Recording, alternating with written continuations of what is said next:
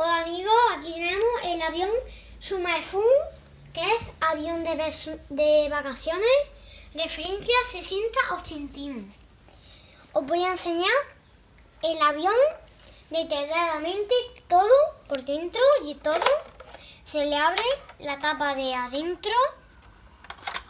El piloto con su corbata, su uniforme, su gorra. Tiene muchos botones, en la cabina, muchos botones, como podéis ver.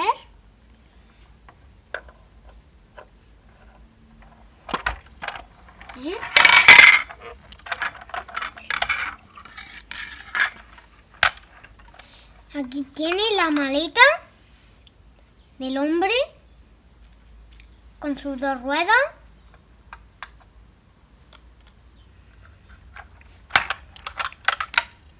La mujer con su vestido.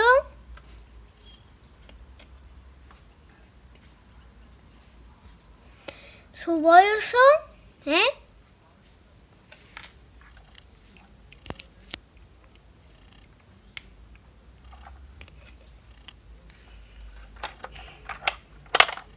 El hombre,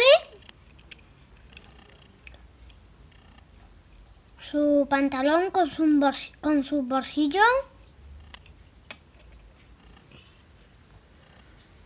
Aquí se ponen los vasos. Hay dos. Como podéis ver, hay dos. Se ponen aquí. Los asientos tiene dos. La mesa.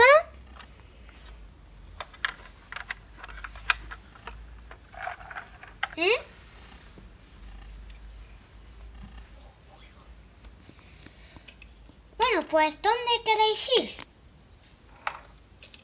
¿Tú dónde quieres ir? ¿Vamos a la playa? ¿Pero a cuál playa? A la de Málaga. Venga, vale. ¡Vámonos!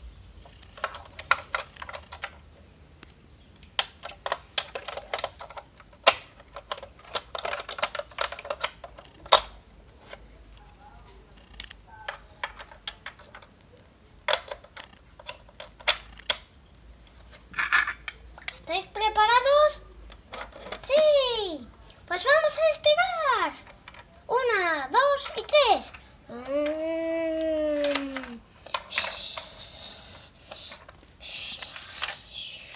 Mira, se ve el agua por la ventana.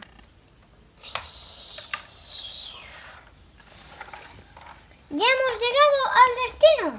Bueno, adiós amigos, si os ha gustado, dadle a me gusta y suscribiros.